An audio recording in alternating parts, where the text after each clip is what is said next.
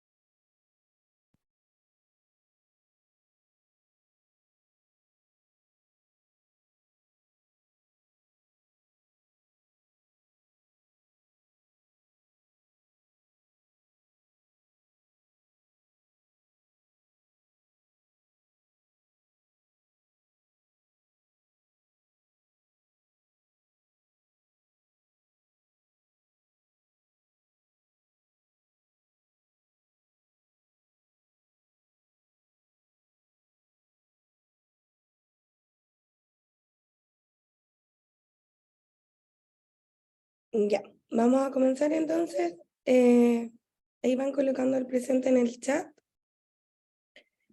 Eh, Consulta, vamos a empezar, ¿cierto? El segundo ciclo. ¿Estoy en lo correcto?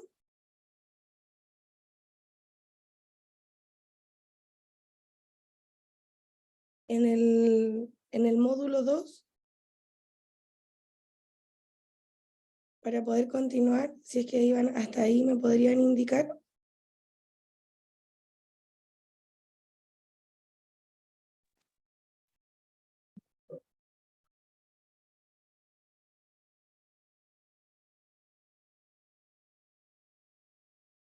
Ya.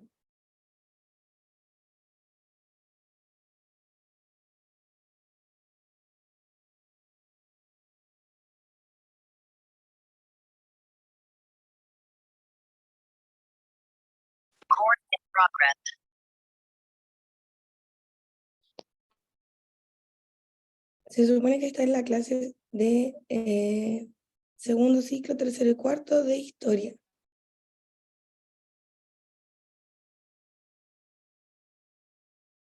Y por lo que me habían comentado, ustedes estaban comenzando el módulo 2.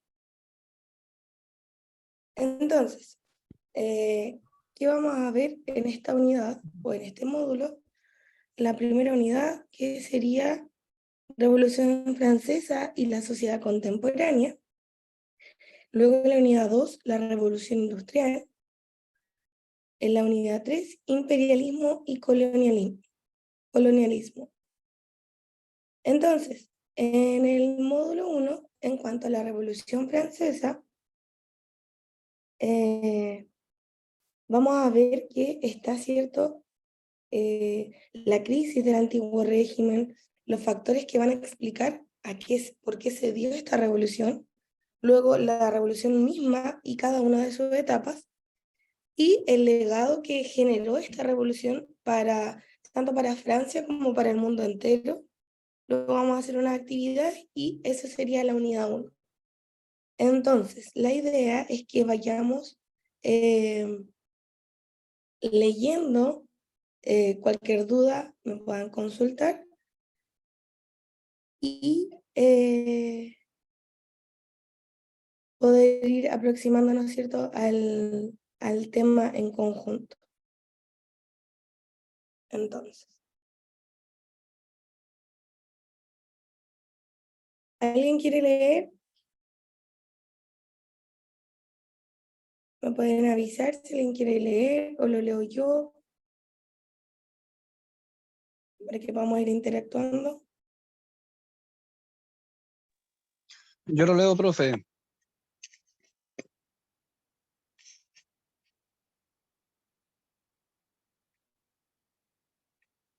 Ya.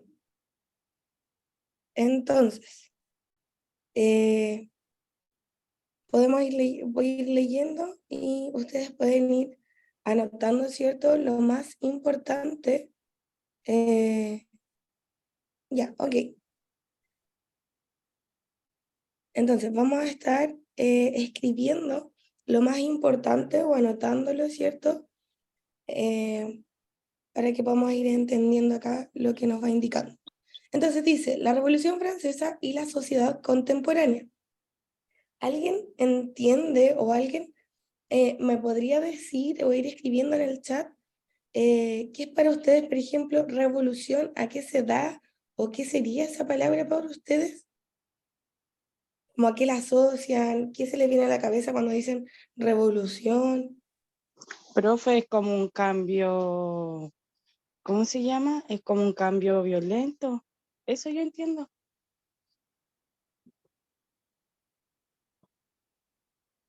¿Alguien?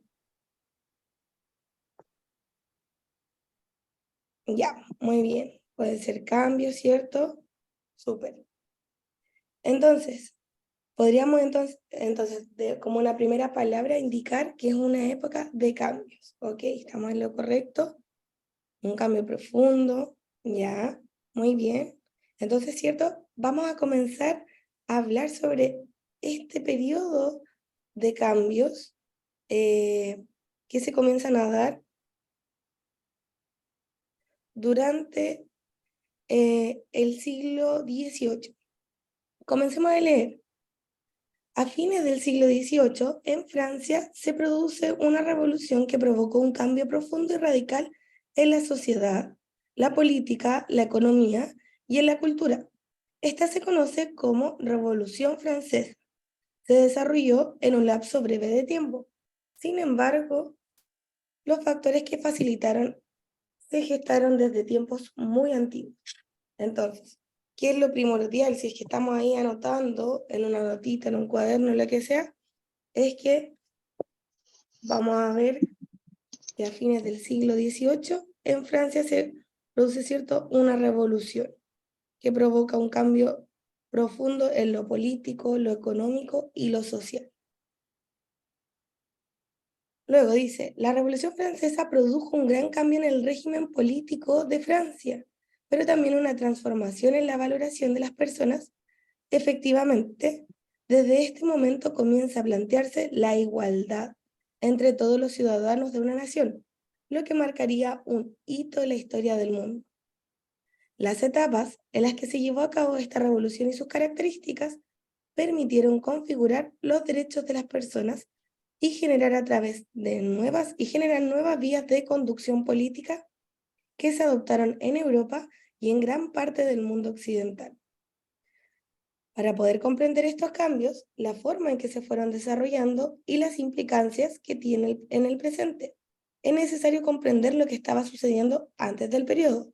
Por ello, partiremos esta unidad analizando el llamado Antiguo Régimen. Ya. Entonces, aquí en esta aproximación del tema, es importante explicarles que, claro, vamos a ver la Revolución Francesa, pero también tenemos que entender por qué se dio esta revolución. Decíamos, ¿cierto?, que revolución la asociábamos a un cambio profundo, pero ¿por qué cambiar? ¿Por qué habría que cambiar? O sea, quiere decir que algo estaba ocurriendo anteriormente a que se diera esta revolución. ¿Se va entendiendo un poquito? O sea, podemos entender un poco cómo sucede este cambio, o sea, cómo se va a dar, lo vamos a ir conociendo, pero entender que tenía que haber un antiguo régimen y quizás no fuese suficiente para las personas para que decidieran hacer una revolución.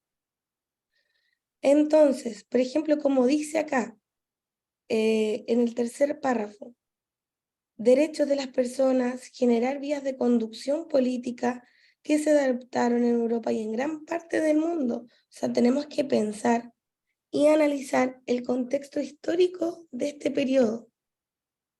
¿Creen ustedes que durante el siglo XVIII, anterior a la Revolución, o en el llamado Antiguo Régimen, según lo que podemos leer acá, había igualdad, había derecho para las personas, había una sociedad justa? ¿Qué creen ustedes a grandes rasgos? Sí, con lo que No, podemos haber leído dentro de este fragmento. no, señorita, el poder lo tenía, el poder máximo, la máxima autoridad la tenía el ¿Qué rey, no creen había, ustedes? ¿Había una sociedad justa? ¿Habían derechos para las personas? Como para que lo llamara o lo invitara a realizar una revolución. no, el poder lo ¿Los tenía el leo o rey. los escucho? No nos escucha, parece, porque yo estoy hablando hace rato.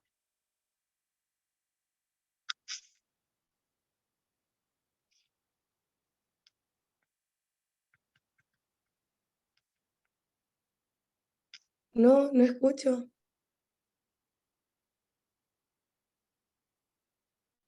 Ya, Deme un segundo entonces. Debe ser que...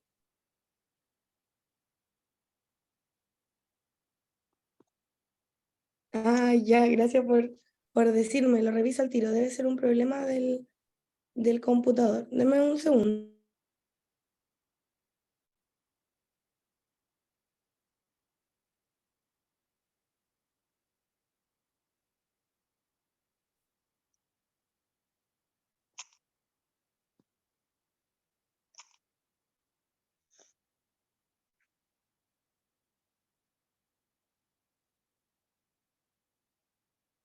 A ver, ahora sí creo que se puede escuchar. ¿Me podrían indicar, por favor? Profe, ¿me podría ayudar en qué parte del libro está la página que estamos leyendo ahora? Ya. Se supone que es el módulo 2 del segundo ciclo. Dice acá que debería estar en la página...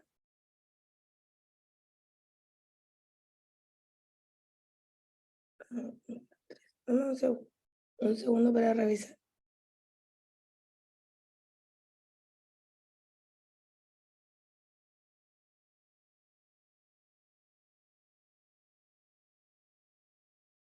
Ya. Dice módulo 2 que comienza en la página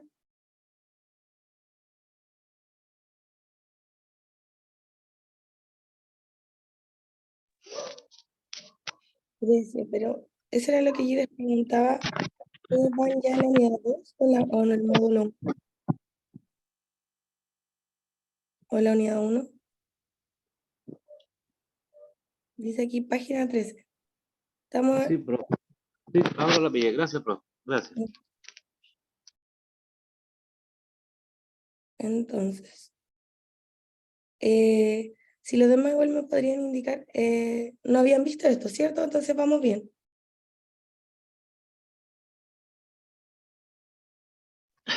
No, yo al menos no había visto esta materia.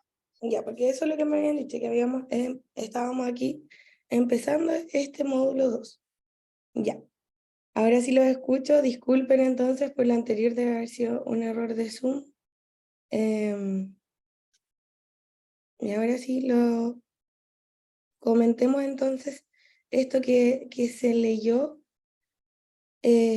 Como les decía, ¿comprenden o me podrían decir qué creen ustedes? Si es que estamos hablando de que se inició una revolución, de que va a haber un cambio, que piden un cambio y que vamos a comenzar a analizar el antiguo régimen. ¿Qué creen ustedes a fines del siglo XVIII? ¿Puede haber existido derechos para las personas, conducción políticas aptas, respeto, igualdad? ¿Qué creen ustedes? El rey era la autoridad, señorita, y esa fue una de las causas de la Revolución Francesa, la desigualdad de las personas. El poder lo tenía todos los inquisidores, los que recolectaban los impuestos. y alguien, no sé, alguien acusaba a otra persona y los mataban al tiro. Entonces, por eso la sociedad, ¿cómo es que se llama? En Francia hizo su revolución, pues, para tener más derechos, más igualdad, para ser todos iguales. Exacto, súper. ¿Cierto? Podíamos hablar que había una sociedad monárquica que era representada, o más que representada, se llevaba a cabo en poder con el poder del rey, ¿cierto? Entonces, eso nos dice o nos invita a que los demás debían acatar. Por lo tanto, hablar de igualdad, hablar de leyes justas o hablar de una sociedad en realidad que pudiese tener todo lo como derecho o la posibilidad de opinar, yo creo que desde ahí no existía, ¿cierto? ¿Estamos todos de acuerdo? ¿Hay alguien que quiera comentar algo? Continuamos entonces. Ya, esto lo vamos a comentar, o si quieren lo pueden ir escribiendo, pero para que podamos ir avanzando lo vamos a comentar en conjunto. Antes de empezar nos invita a leer esta frase o estas preguntas. ¿Ha sufrido usted alguna vez un cambio drástico que podría decir que revolucionó su vida? Como para que podamos entender el proceso, esto nos invita a que a través de esta pregunta podamos entender el proceso para que genere un cambio. O nosotros lo hemos visto en nuestra realidad, en nuestro día a día, algún cambio drástico. A mí en lo personal, cuando fui papá, tuve un cambio drástico en mi vida. Pues antes era jaranero, bueno, para viajar y todo, y con la llegada de mis niños tuve que cambiar mi vida completamente. Ser papá, vivir con ellos, estar atento de otras personas. Lo podría llamar una revolución en mi vida. Muy bien, porque claro, cambiamos nuestras conductas, nuestras formas de ser, nuestras formas de pensar, ya no pensamos de manera individual, sino que empezamos a pensar para el bienestar de más personas, ¿cierto? Entonces, sí, es un cambio drástico, es cambiar el modo de vida, ¿cierto? Sí. Muy bien. ¿Alguien ha escuchado, cierto, este concepto? ¿Cómo lo podríamos definir? Y aquí podríamos ver o leer lo que habían dicho los compañeros acá arribita de cambios, cambios profundos, pero ¿de qué otra manera podríamos definir la revolución o el concepto?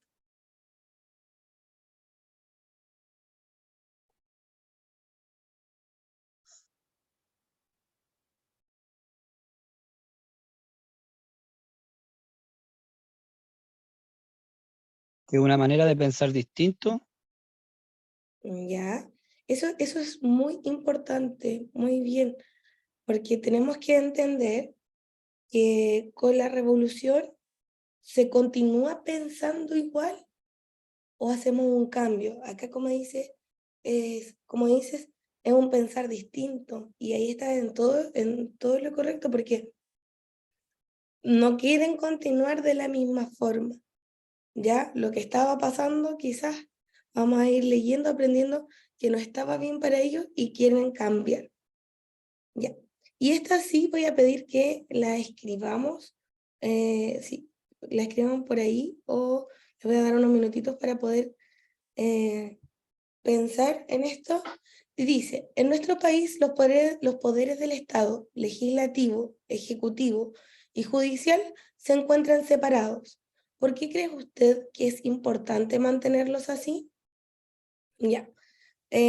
Para que puedan responder esto, les voy a aquí dejar un recordatorio que el sistema legislativo es el que crea las leyes. Mientras ustedes van ahí escribiendo lo que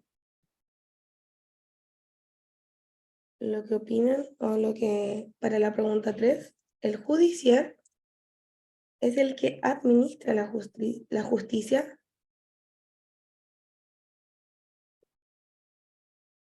y el ejecutivo es el que gestiona el gobierno.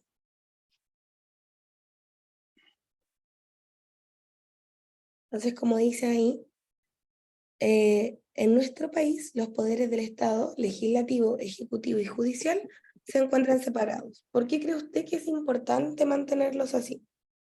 Ahí lo pueden ir respondiendo y también lo podemos ir comentando acá. Si quieren les puedo dar unos minutitos para que lo piensen.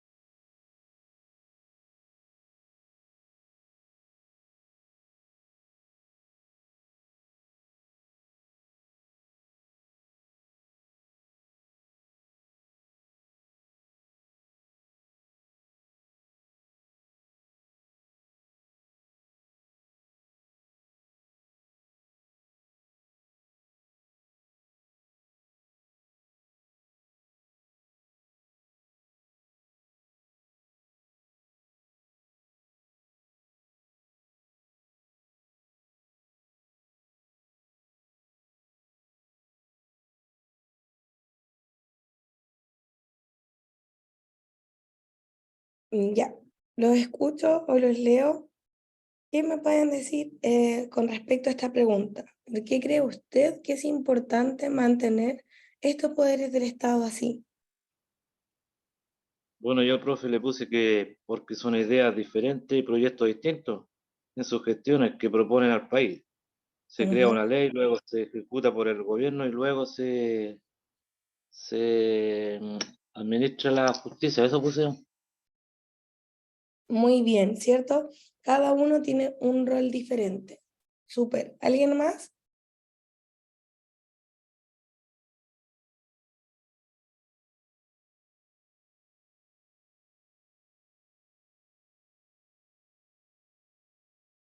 Lo puede escribir, lo puede decir.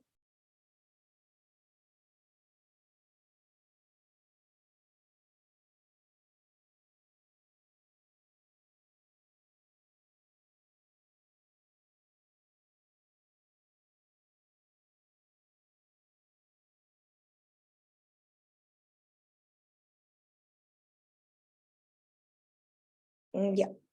Entonces, bueno, la idea es que lo vayan ahí escribiendo en su cuadernito o tomando notitas, que entiendan que en nuestro país, en Chile, estos poderes trabajan por separado, ¿ya? Que cada uno cumple un rol diferente y se encarga de cosas diferentes. Entonces, el legislativo crea las leyes, el judicial las administra y el ejecutivo lo gestiona como gobierno, ¿ya? Continuemos.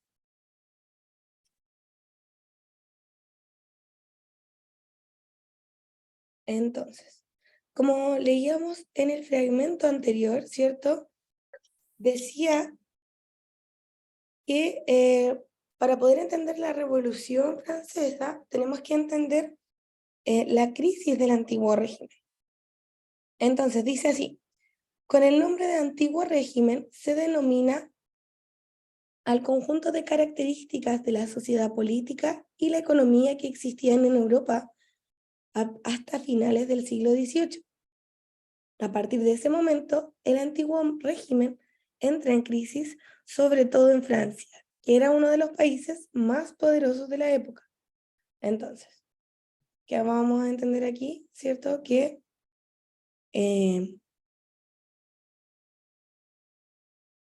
podemos denominarlo como el conjunto de características, ¿cierto?, de la sociedad política y económica existente en Europa hasta finales del siglo XVIII. A eso le vamos a denominar antiguo régimen, o sea, cómo se vivía anteriormente. Luego dice, la sociedad del antiguo régimen. En términos sociales, el antiguo régimen en el antiguo régimen existía una fuerte y marcada división.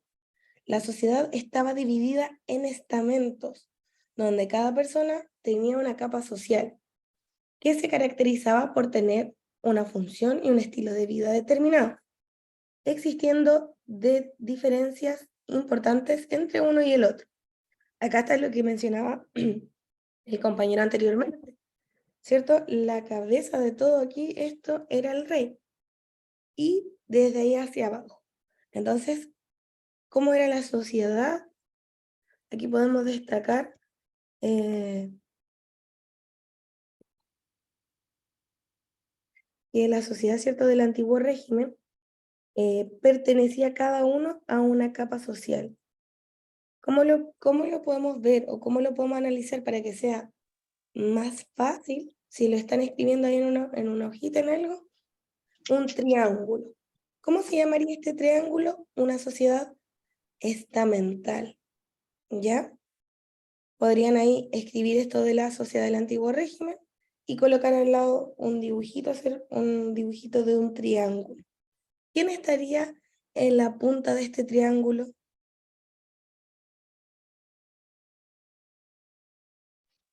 El rey.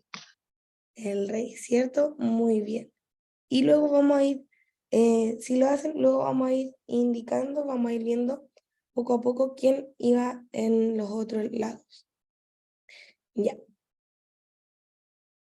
Luego dice, una de las características más importantes de esta forma de organización social era que las personas que pertenecían a un estamento difícilmente podían pasar a formar parte de otro diferente.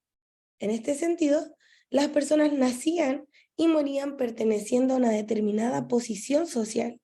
Vale decir, no había movilidad social o posibilidades de subir en esta escala. Los estamentos que existían en esta época se habían constituido durante muchos siglos desde la Edad Media y eran nobleza, el clero y el estado llano. Entonces, ¿cierto? Vamos a ver que en la punta puede estar el rey, luego la nobleza, en el siguiente estamento el clero y finalmente el estado llano. Entonces, lo voy a escribir acá. Vamos a hablar de una sociedad estamental, es decir, que va por estamentos, que va por filitas, uno arriba del otro. Y es importante entender que no había movilidad social, y eso es importante de destacar en el periodo, porque, no, por ejemplo, ¿a qué nos referimos en que no hay movilidad social? Si tú eres de la nobleza y naciste de la nobleza, vas a morir siendo noble. Lo mismo, el Estado llano no va a poder subir a nobleza por más que le vaya bien económicamente, que trate de cambiar, no puede, porque esto es rígido, no hay movilidad. ¿Se va entendiendo? Si hay alguna duda, me pueden ir preguntando. Y entonces, si dibujamos, hicimos este triangulito en nuestro cuaderno, vamos a ir anotando nobleza, luego abajo clero y abajo estado llano.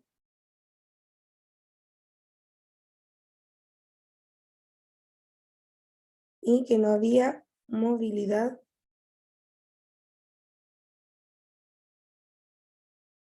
social en la sociedad estamental. Ya.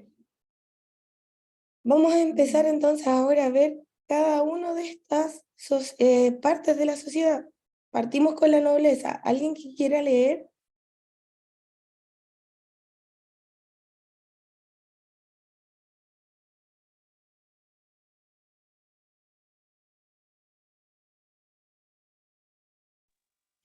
Yo lo leo, profe. Ya, muchas gracias. Dame un segundito. Ya. Ok. Nobleza. Existían dos modalidades a través de las cuales las personas adquirían el rango de nobles. La nobleza de nacimiento, que corresponde a los familiares del rey y de los nobles. La nobleza de toga, formada por aquellas personas que habían comprado algún cargo público al rey, o bien se les había otorgado dicho título en recompensa por algún servicio importante prestado a la corona. Muy bien, muchas gracias. Entonces, vamos a entender que van a haber dos formas de llegar a la nobleza: de nacimiento, familiares del rey, y la nobleza de toga. Por lo general, igual, aclarar o dar a entender que la nobleza de toga era utilizada, por ejemplo, cuando hablaban de favores hacia el rey o alguna recompensa. Entonces el rey decía, ya, es digno de ser noble, o me sirve que sea noble, ¿ya? Vamos por el siguiente. Entonces, si tenemos este triangulito, también podemos ir colocando abajo lo más característico.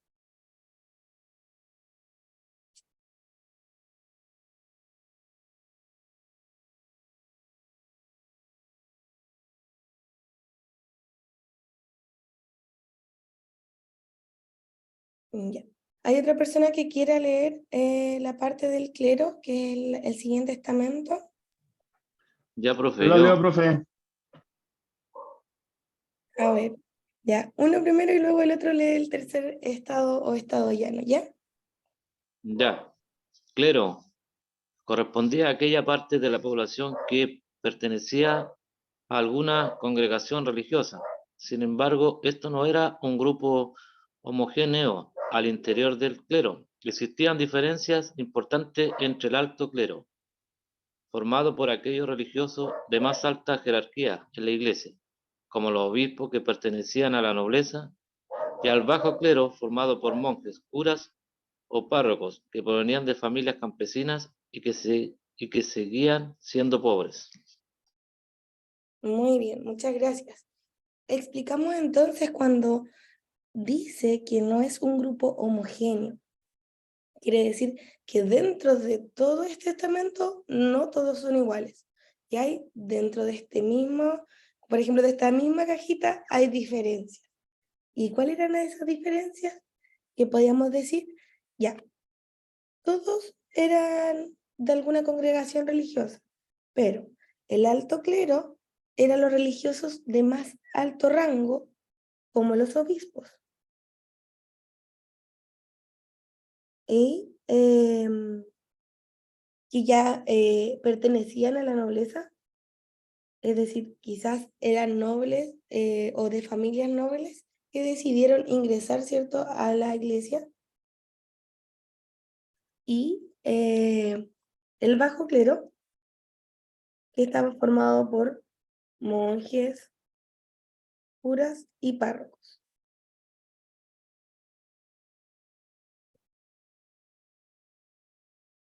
¿Ya?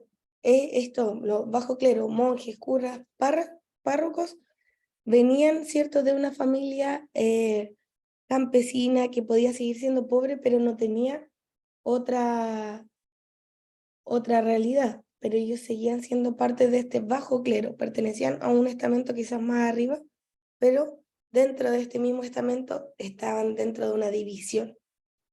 Entonces, si lo pensábamos aquí para el periodo, si nos contextualizamos antes del siglo XVIII, podríamos ver o deducir que era una opción, una buena opción, si era de una familia que era pobre, que tal vez no tenía para comer, que eran campesinos, unirse al clero, aunque estuviese dentro del bajo clero. Sí, pues. Podía haber sido una opción, ¿cierto? Sí, porque Pero igual le daban o sea, a su familia igual, pues, independiente que fuera abajo, porque me imagino que los que no estaban eran de menor calidad las personas, o sea, no eran como la mano de obra nomás. muy bien, sí, exacto. Entonces, entre encontrar una posibilidad para poder escalar, aunque sea un poquito, y recibir algo mejor, muchos optaban a esta opción. Y es importante destacarlo, ¿por qué? Porque tenemos que entender que, claro, la iglesia o la religión en este periodo y durante mucho tiempo tuvo una importancia superior, o sea, era muy importante la iglesia, ¿ya? Entonces,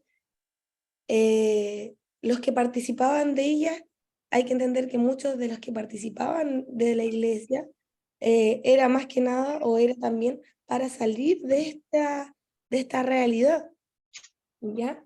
Para que tengamos un poco en claro eso.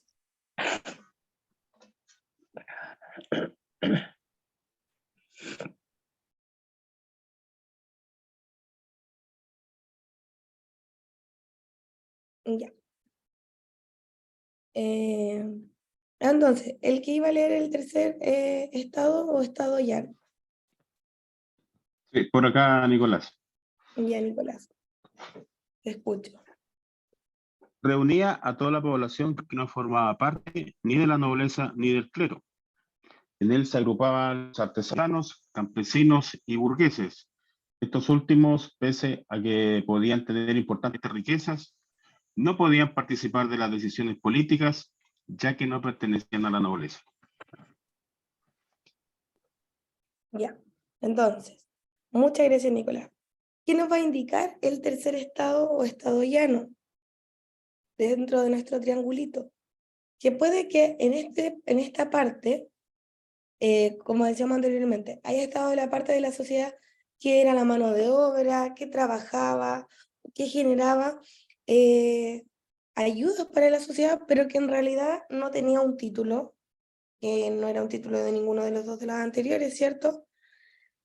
Y que a pesar de que tuviesen importantes riquezas, aquí habla y se centra más que nada en esto que dice, en los burgueses, ellos no iban a poder participar de las decisiones que se tomaran. Y esto también va a llamar mucho la atención. Yo creo que igual comprendan que más adelante vamos a ver por sí solita a la sociedad burguesa, porque llama mucho la atención de que sean personas, un grupo de personas que va a trabajar tanto o que va a generar una economía y unas riquezas de gran magnitud con el periodo, con el pasar del tiempo, que sí van a demostrar o van a tener que cederle un espacio dentro de la sociedad por lo que vayan a ir logrando. Pero eso lo vamos a ir entendiendo más adelante. Y acá dice los dos estamentos, los dos primeros estamentos, la nobleza y el clero, se caracterizaban por ser extremadamente privilegiados. Por ejemplo, no pagaban impuestos a pesar de que poseían grandes riquezas. Ya, aquí me gustaría, cierto, detenernos un poco. Si entendemos que la nobleza y el clero eran extremadamente privilegiados y no pagaban impuestos, ¿qué creen ustedes? ¿Y se iban a mantener su riqueza o se podían agotar?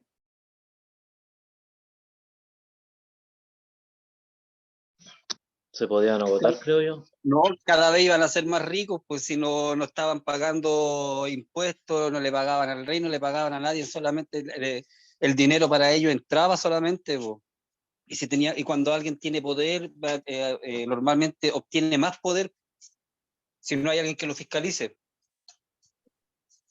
Muy bien, ahí es donde queríamos, ¿cierto? O es la idea que vayamos entendiendo. No había una fiscalización, no había nadie que revisara o que dijera por qué son tan privilegiados, por qué tienen tanto dinero, por qué están acumulando el dinero, porque en realidad no pagaban impuestos. ¿Y qué quiere decir?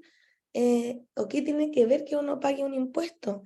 Que por lo que uno compra, por lo que uno haga, tiene que, aparte de del valor de ese precio, pagar un restito más, ¿cierto? Ellos no, ellos todos estaban exentos de estas cosas, ¿ya? En general, influían notoriamente en las decisiones del rey. O sea, esto quiere decir que el rey les consultaba a la nobleza, le consultaba al clero su opinión, qué opinaban al respecto, qué creían ellos que era una buena decisión o una mala decisión, y el rey ahí los oía, los escuchaba, ¿cierto? Ellos, al ejercer ¿cierto? Estos importantes cargos en el gobierno, la parte de la nobleza. En cambio, el estado llano, que era el tercer estado, ¿cierto? Dentro de nuestro triangulito, el último eslabón, En cambio, el estado llano, que correspondía a todo el resto de la población, debía pagar grandes sumas de dinero al rey, que eran cobradas como impuestos, siendo la base de la economía del reinado. Entonces, nosotros decíamos o leíamos anteriormente que el tercer estado tenía dinero, ¿cierto? Porque trabajaba mucho, pero como dice aquí el texto también, era lo único que les cobraban, y les cobraban grandes sumas de dinero. Entonces,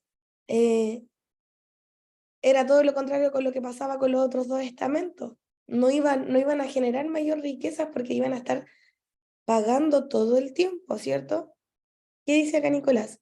Solo le cobraban a los más pobres y por eso sus riquezas eran más y más altas. Muy bien, sí, eran como les cobraban los impuestos a la gente del tercer estado. Tenemos que pensar que la gran mayoría pertenecía a este estamento. La gran mayoría eran del estado llano, eran burgueses, eran campesinos, eran artesanos, y al ser una gran parte de la población, podíamos asociar que esta gran parte de la población era la que pagaba, y así se mantenía la corona. Ya, continuamos, muy bien. ¿Van entendiendo, cierto? Cada uno de la sociedad, o sea, cada uno de los estamentos, ¿es algo que se puede diferenciar fácilmente o necesitan mayor explicación? No, estamos bien, profe, ahí se entendió bien. Ya, muy bien. Continuemos entonces.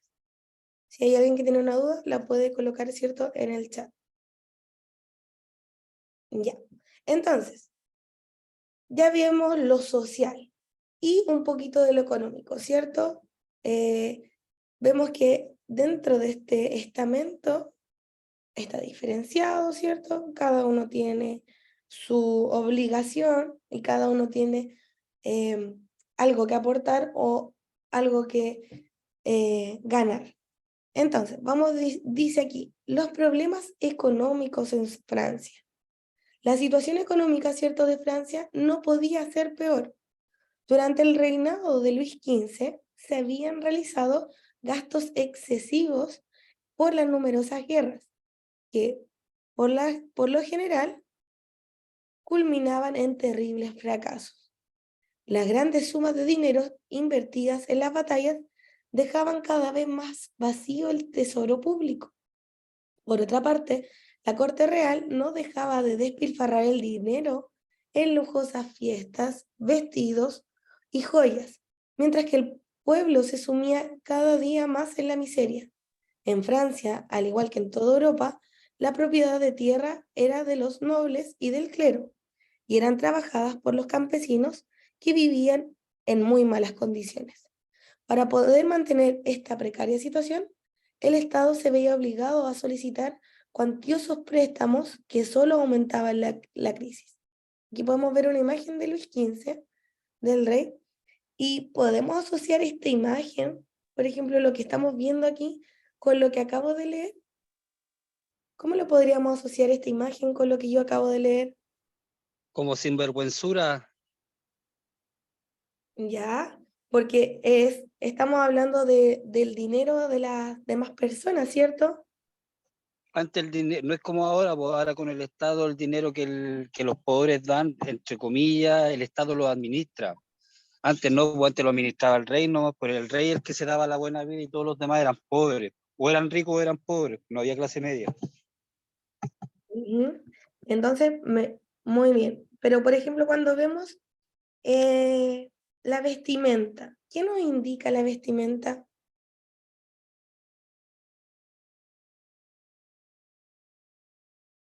Lo que ustedes aprecian en la Que era imagen. de una clase media alta, o sea, era de clase alta, se ve elegante. Se ve ostentoso, ¿cierto? Muy bien. Se ve elegante, se ve ostentoso. Vemos ahí la imagen del rey, la corona, mucho dorado que nos puede indicar eh, el oro, todo esto. Y entonces eso nos sitúa cuando hablamos de la economía en una realidad que era podemos decir entonces, en la economía de Francia, podemos decir que, por una parte, las guerras eran muy extenuantes, o sea, habían guerras todo el tiempo que desfinanciaban a la corona. Una corona que era financiada por todo el Estado trabajador, por todo el tercer Estado, ¿cierto? Y estos gastos excesivos de las guerras que no terminaban bien, iban agotando el dinero, eso es uno. Y por otro lado, aquí estoy escribiendo. Por otro lado, ¿cierto? Lo que indicábamos en la imagen, o sea, estamos viendo que esta parte de la sociedad ostentaba mucho, hacía grandes fiestas, las tierras las trabajaban los campesinos, pero aún así no daba abasto el trabajo que se les daba y que necesitaban estar todo el tiempo pidiendo préstamos para poder seguir financiando. Entonces, cuando estamos viviendo en una economía que no se administra bien, ¿cómo creen ustedes que estaba este tercer estado cuando le cobraban cada vez más impuestos?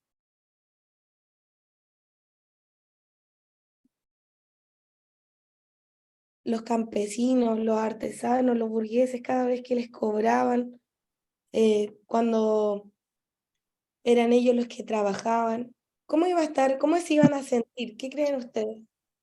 Sobreexplotado. Una sociedad robada. Una sociedad que se sentía robada, ya cada vez más pobres, y en sentimientos, por ejemplo, cuando uno dice, ya, esto, ¿cómo te parece? ¿Qué creen ustedes que les parecía a ellos?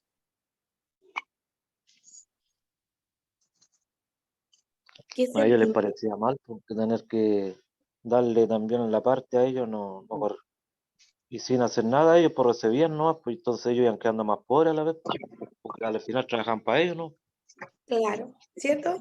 Entonces, ¿podríamos hablar de un descontento de la sociedad? Un descontento social. Sí, muy bien. Estamos hablando, ¿cierto?, de que puede incidir en un descontento social, en que la sociedad no se siente tranquila, en que cada vez están más pobres, que trabajan solo para poder financiar estas fiestas o estas guerras que no llevaban a nada. Entonces, vamos a ver que estos problemas económicos van a ir desatando, ¿cierto?, varios sentimientos en la población. Ya, entonces, si vamos analizando, hemos visto lo social, ¿cierto? Lo económico. Claro, como dice aquí Nicolás, es casi lo que está pasando en nuestro país, mucho descontento. Claro, podemos asociarlo a varios procesos sociales que se han dado en el país, porque el descontento de la gente se hace notar, ¿cierto? Se hace ver cómo se sienten las personas, ¿ya? Y todo esto va a llevar a una crisis política.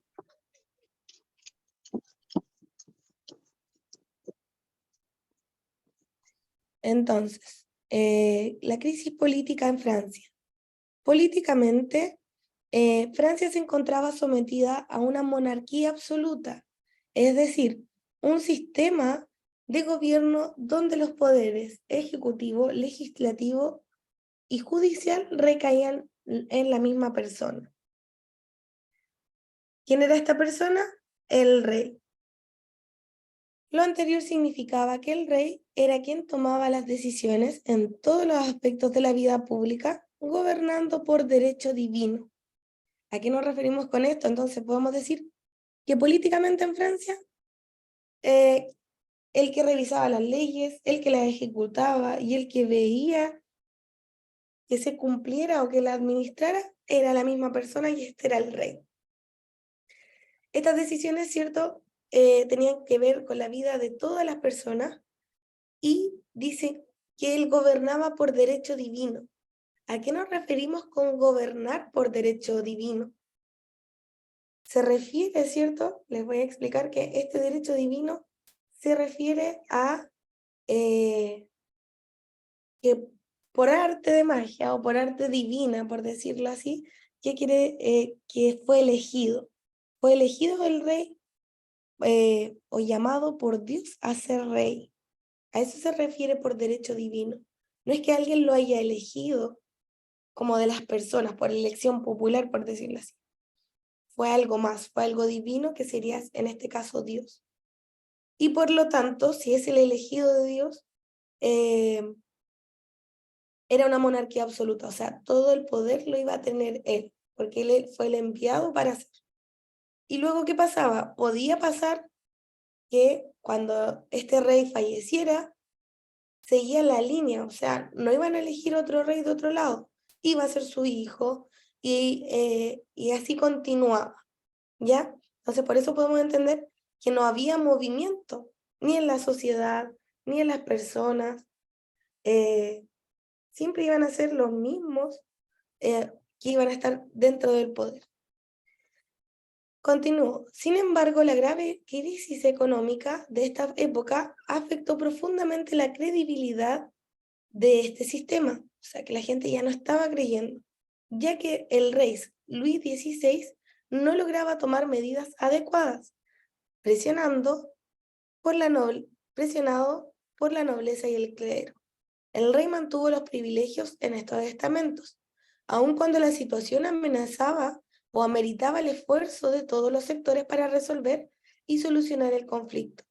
De esta manera, los burgueses, que hacían parte del tercer estado, reaccionaron protestando y manifestando su descontento, iniciándose el camino a la revolución. Entonces aquí vemos la imagen del retrato del rey Luis XVI y podemos analizar, ¿cierto?, también con la lectura de lo político, que los burgueses actuaron con base al descontento que sentían, ¿cierto? ¿Qué opinan ustedes?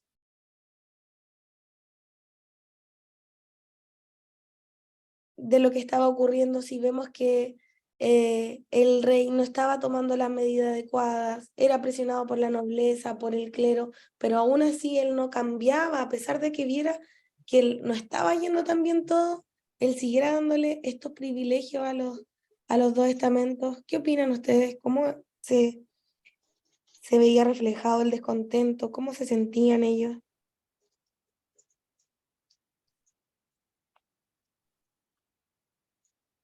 Todavía hay descontento, la gente todavía alega por lo mismo en esta época, pero la gente está acostumbrada a que las mismas personas tomen las decisiones de uno, así que podemos estar descontentos y todo, pero tenían que soportarlo.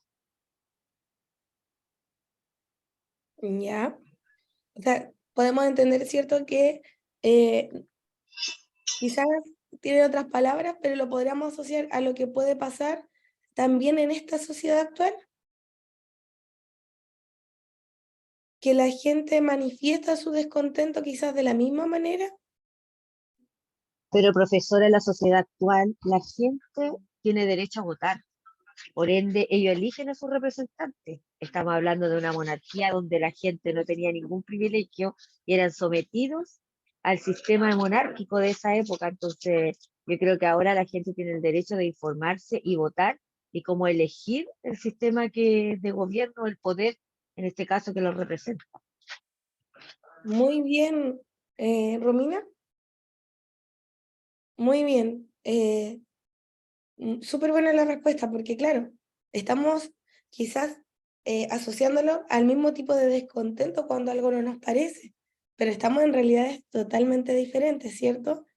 Porque en una monarquía absolutista no había derecho a opinar ni a elegir. Esto se daba, como yo les decía arriba, por derecho divino. El rey era el rey y lo iba a seguir continuando su familia, el legado continuaba.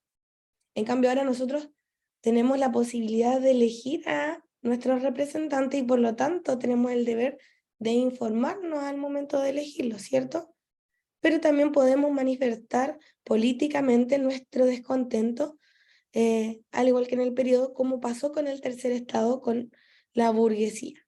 Ya, súper. Entonces, ya viendo lo económico, lo político y lo social, podemos pasar a la actividad. Y dice así, reflexione. ¿Cuándo y cómo el Estado le cobra a usted un impuesto determinado? Menciona algunas situaciones. Dice, en el segundo, ¿en qué cree usted que se invierten los dineros recaudados por concepto de impuestos en nuestro país? ¿Y qué cree usted que pasaría si nadie pagase sus impuestos? Ya, esta actividad la van a hacer, ¿cierto? Y les voy a dar unos 10 minutitos para que la realicen y luego la comentamos en conjunto. ¿Ya? Cualquier consulta me pueden ir haciendo por el chat mientras escriben ustedes las preguntas y las respuestas.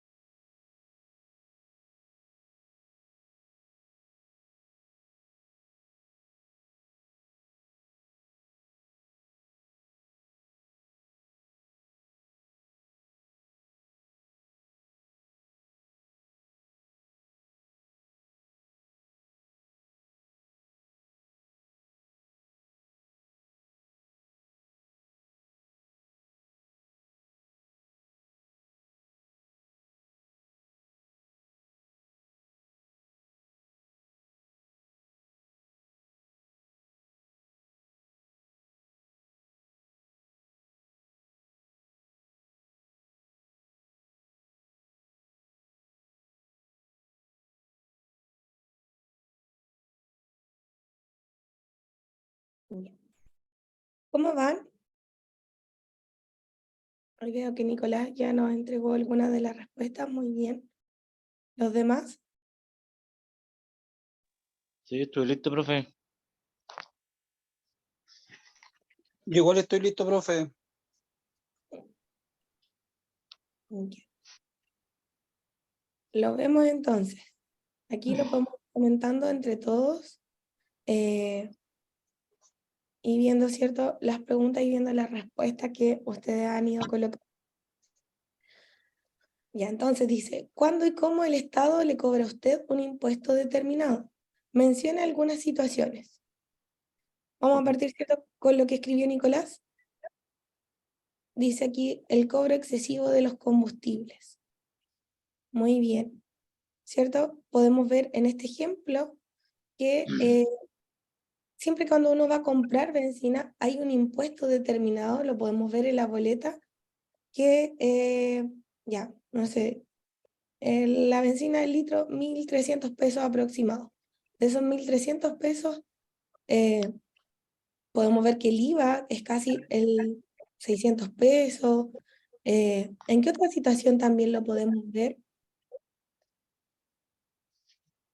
Solo en las bencinas. En la canasta básica familiar, en el supermercado te cobran el IVA por los alimentos que tú compras. Muy bien, ¿cierto? En Cada realidad todo tiene IVA, o sea, todos pagamos por todo. En todos los negocios se paga IVA, po. ¿cierto? El Estado, ¿cierto?, cobra un impuesto determinado en todo lo que consumimos, ¿cierto? O sea, podemos ver varias situaciones, la canasta básica, los combustibles, En la compra de algún bien. muy bien, ¿cierto? Cuando uno compra un bien, también viene con un impuesto, entonces es algo que es constante, ¿cierto? Siempre vamos a estar pagando un impuesto determinado que es cobrado por el Estado, ¿cierto? Sí. Ya. Luego dice, ¿en qué cree usted que se invierten los dineros recaudados por concepto de impuesto en nuestro país? Con ese dinero le pagan a los funcionarios públicos, le pagan a Ujú, las Fuerzas Armadas, hacen ujú. todo el dinero que recauda el Estado lo ocupa en función de que todo funcione del Estado, porque el Estado no produce dinero, el dinero lo pagamos los contribuyentes. Muy bien, ¿cierto? Todo este dinero que se va recaudando a través del impuesto se utiliza. Como decía recientemente ahí, en lo que se va recaudando se va utilizando porque el Estado nos genera un mayor dinero, ¿cierto? Pero también, como vemos, se puede pagar varias de estas cosas mencionadas, pero también estos impuestos que se cobran también se utilizan en ayudas sociales, por ejemplo, para becas, para bonos, para soluciones habitacionales, para todo lo que sea una ayuda social. eh, en el ámbito económico se utiliza, ¿cierto? Como dice Nicolás aquí, el dinero va a las arcas fiscales y desde ahí se distribuye para una serie de cosas. Se va dividiendo todo lo que uno va pagando. En salud, educación, defensa, en todas esas cosas se paga para esas plata se van Los los impuestos, impuestos. ¿cierto? Entonces podemos entender, Y eh, para pagar los sueldos de los políticos, porque yo creo que ocupan más en pagar eso que en ayuda social y todas esas cosas. Yo creo que bueno, es como un entre paréntesis.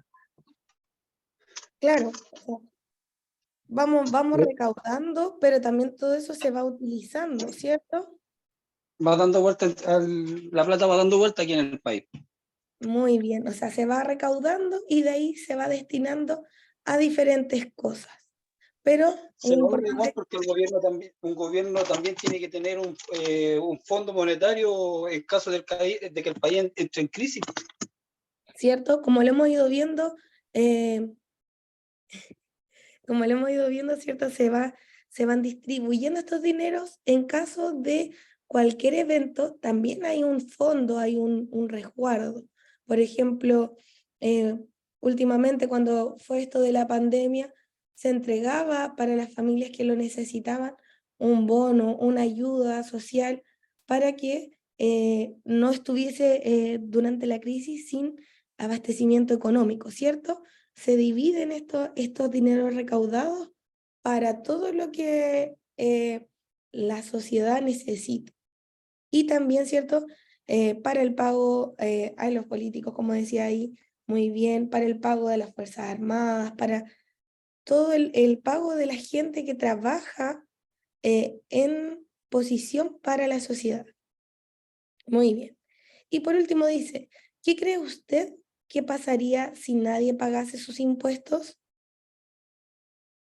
No tendría cómo sustentarse nada de lo que estábamos hablando recién porque el Estado no genera dinero. El dinero lo generamos nosotros, los contribuyentes, o sea, los ciudadanos. Muy bien, ¿cierto? Sería un quebrado. ¿Cómo? Sería un país o gobierno quebrado. Claro, podríamos tener faltas de dinero y con eso no podría seguir avanzando, ¿cierto? dice acá Nicolás, no se podría construir hospitales, carreteras, pagar a las policías, etcétera, ¿cierto? Muy bien, porque claro, si es que nosotros no pagáramos los impuestos que se cobran por cada cosa que consumimos, por cada servicio que utilizamos, no habría sustentabilidad en el país, ¿cierto? Podría haber, no sé, por ejemplo, gratuidad en la universidad.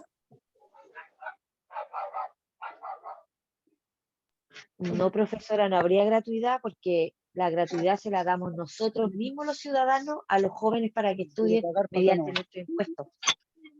Claro, ¿cierto? Y así poder generar, en general, esta ayuda social o esta contribución es para que el mismo país siga funcionando y siga avanzando, ¿cierto? En este caso, como decíamos, ya la gratuidad.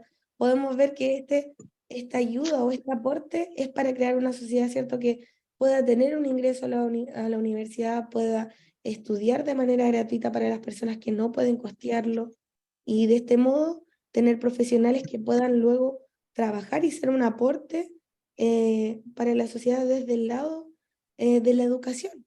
Pero, por ejemplo, también lo podemos ver en la salud, ¿cierto?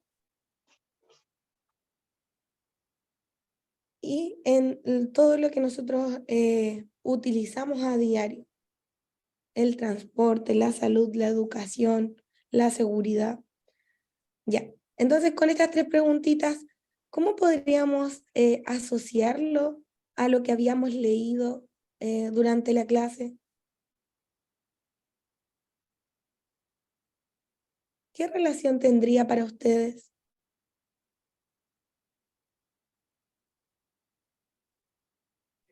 Como con respecto a la materia que estábamos viendo de la Sí, monarquía. sí. ¿Podemos hacer una relación?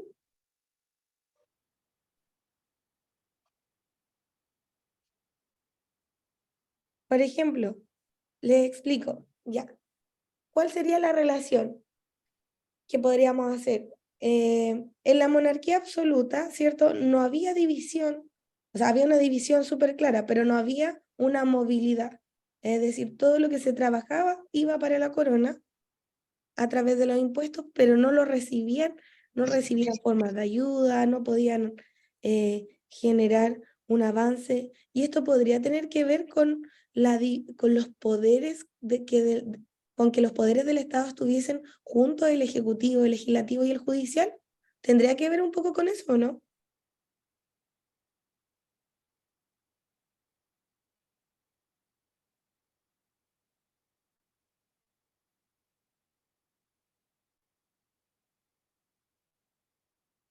¿Qué creen ustedes? ¿Era diferente? ¿Era igual? ¿Hay una similitud? ¿Hay alguna diferencia?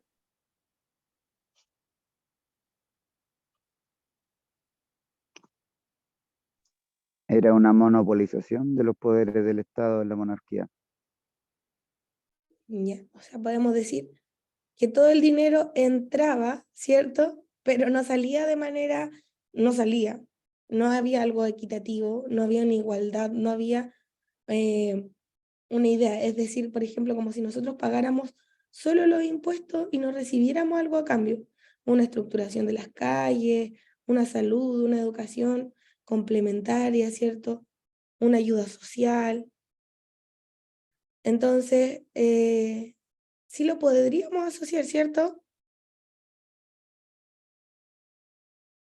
A que todo lo que vimos durante la clase puede tener una relación con las preguntas de la reflexión, porque podemos ver que ahora hay un Estado que tiene diferentes poderes, como el ejecutivo, como el legislativo y como judicial, trabajan por sí solos, y que cada uno de ellos tiene una función para un aporte y para que el Estado o el país funcione de una manera mejor, ¿cierto? Para que todos puedan tener una capacidad de solventar sus vidas, de avanzar.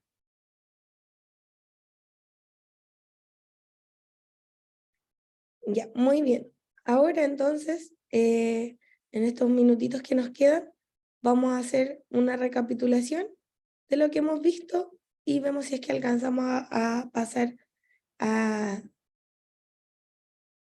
la revolución en sí. Entonces, ¿cómo se vivía el antiguo régimen en la sociedad? Según lo que habíamos leído de la sociedad del antiguo régimen. ¿Era todo igual? ¿Eran todos válidos por igual?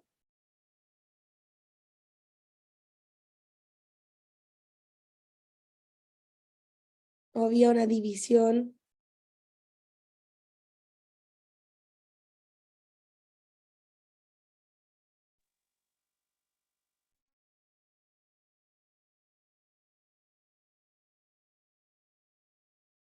Como leíamos al inicio, ¿cierto? Veíamos que la crisis del antiguo régimen comenzó porque la sociedad se dividía y era una marcada división.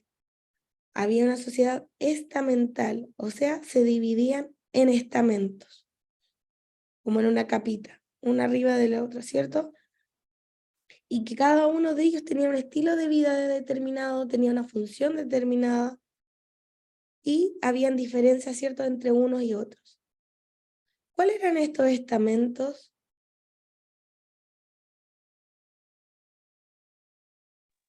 Monarquía, clero y estado llano. Ya. La monarquía era el rey, ¿cierto? Después veíamos la nobleza, el clero y el estado llano, ¿cierto? Muy bien. ¿Qué pasaba con la nobleza? ¿Cómo se obtenía la nobleza? ¿Quién eran los que participaban de esta nobleza?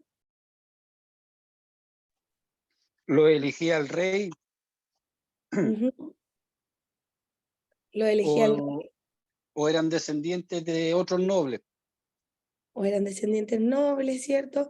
Esta elección podía ser como una recompensa o por alguna ayuda entregada a la corona. Súper bien, vamos bien con nobleza. Luego el clero. ¿Cómo era el clero? ¿Cómo funcionaba?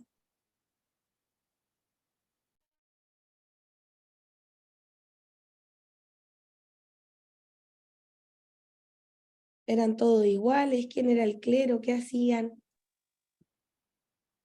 El clero alto y el clero bajo tenían una pequeña diferencia. Ya, muy bien, ¿cierto? El clero alto, ¿qué podríamos decir de ellos? ¿Podríamos decir algo?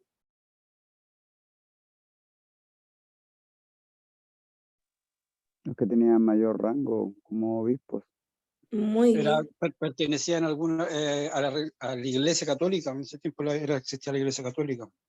así es. Y el alto clero, ¿cierto? Era una jerarquía más alta y eran los obispos, ¿cierto? Y eran los que pertenecían a la nobleza. Y el bajo clero, ¿qué podíamos analizar de eso? Eran los monjes, los curas y los párrocos. Ya, muy bien. ¿Y de dónde provenían? Porque los de alto clero eran nobles, ¿cierto? Pero los de bajo clero, De las familias campesinas. ¿cierto? Eran familias campesinas y tenían, ¿cierto? Esta realidad de ser monjes, ser curas, ser párrocos. eh, y que, claro, venían de estas familias que eran pobres y seguían siendo pobres, y como lo veíamos o como lo analizamos en el momento, también podía haber sido una forma para salir de la pobreza y para poder avanzar. Ya. Y el tercer estado, ¿qué pasaba con el tercer estado?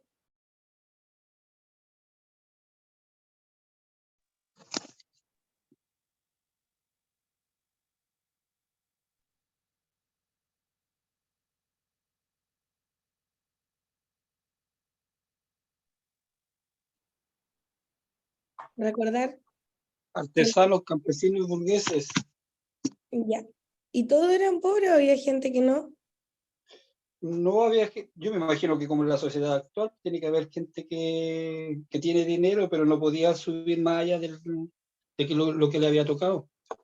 Ya, ¿cierto? No podían subir de rango, pero sí trabajaban, sí tenían importantes riquezas, que en este caso serían los burgueses, comerciantes, trabajadores que se adentraban dentro de este grupo como burgueses, como trabajadores, y que tenían importantes riquezas, pero no podían participar políticamente, porque no pertenecían a la nobleza, o sea, no tenían un mayor poder dentro de las decisiones que ocurrían. Muy bien. Entonces, luego fuimos a la parte de los problemas económicos. Cuando hablábamos de los problemas económicos, se mencionaron dos importantes factores de estas problemáticas. ¿Cuál era un factor de la problemática económica? El gasto excesivo público. Ya, el excesivo gasto público. ¿Y cómo hacían este excesivo gasto público? Con guerras. Muy bien, había La muchas guerras. justificaban con la guerra. ¿Cómo? La justificaban con la guerra.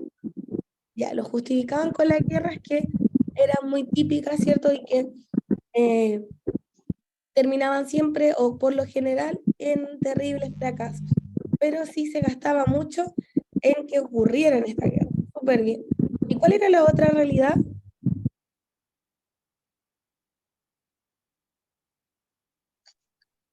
Los lujos y la vida que se daba ostentosa la monarquía y los nobles. Eso, muy bien. La vida que se estaban dando, la lujosa fiesta, la vestimenta que utilizaban y las joyas, ¿cierto? También. Muy bien. Entonces ahí tenemos dos factores importantes que desataron los problemas económicos. Por un lado, las guerras que no terminaban bien y eran un gasto excesivo. Y por otro lado, la fiesta, el lujo, cómo se vestían, las joyas que utilizaban, los palacios en donde residían y el gasto que generaba tener tanto gasto, tanta lujo. Muy bien, entonces vimos ahí lo social, lo económico y lo político. En lo político podemos concluir que este sistema era monárquico, ¿cierto? Que todo el poder lo tenía el rey, era una monarquía absoluta. ¿Y cómo estaban los poderes del Estado? ¿En quién recaían?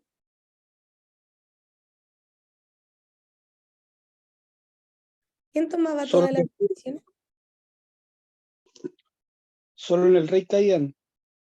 Solo recaían en el rey, ¿cierto? Él tenía que tomar, o él podía solamente tomar todas las decisiones.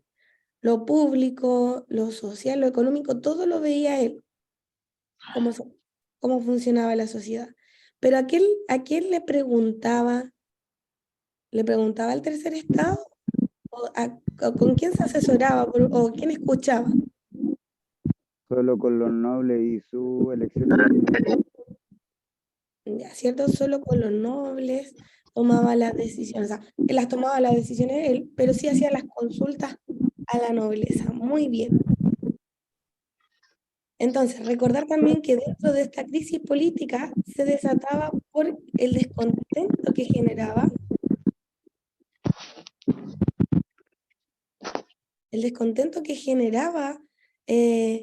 que solamente el clero y la nobleza mantuvieran sus privilegios, mientras que el tercer estado tenía que seguir pagando numerosos impuestos y altos impuestos para la función de la sociedad, ¿cierto? Porque todo el dinero recaía en el rey, todo el dinero iba hacia el rey, hacia la corona, y estos eran pagados por el tercer estado, ¿cierto? A través de impuestos. De esta manera, y para finalizar, ¿cómo podemos decir que generó en el tercer estado que ellos tuviesen que ser la base de la economía, que ellos tuviesen que ser los que pagaran todo y que el rey utilizara ese dinero y lo distribuyera en cuanto a la guerra, en cuanto al estilo de vida de ellos mismos? ¿Cómo reaccionaron los demás? Con descontento social.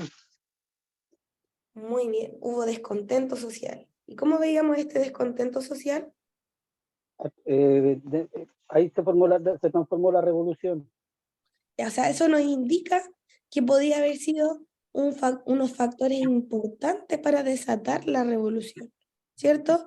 Porque este tercer estado se manifestó y reaccionó a través de protestas donde manifiestan su descontento. Entonces, podríamos decir que todo esto inició el descontento social, lo que llevó a una revolución. ¿Hay alguna pregunta, algo que quieran preguntar, que quieran concluir, que quieran mencionar de la clase?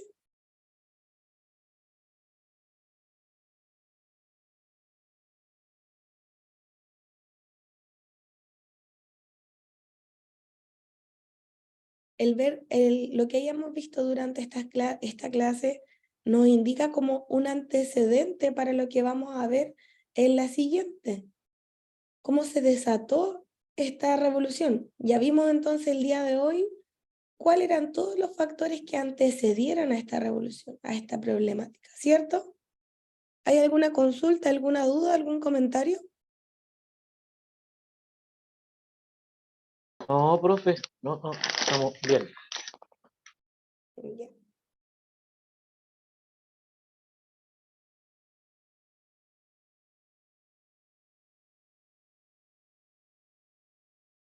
Entonces, ya habiendo visto eso, habiendo realizado la actividad, todo bien, súper. Espero que haya servido, que les haya servido, que hayan podido aprender un poco, ¿cierto?, de estos antecedentes, lo pudimos asociar con lo que pasaba en la actualidad, pudimos hacer esta actividad, ¿cierto?, viendo lo que ocurría anteriormente y asociándolo con lo que ocurre en la realidad, ¿cierto? Espero que lo hayan entendido, que hayan podido ir anotando, ¿cierto?, lo más importante. Y me despido, nos vemos en la próxima clase y espero que estén muy bien. Igual, pues, profe, muchas gracias. Muy buena la clase. Ahí los vemos en la otra clase. Chao, muchas gracias.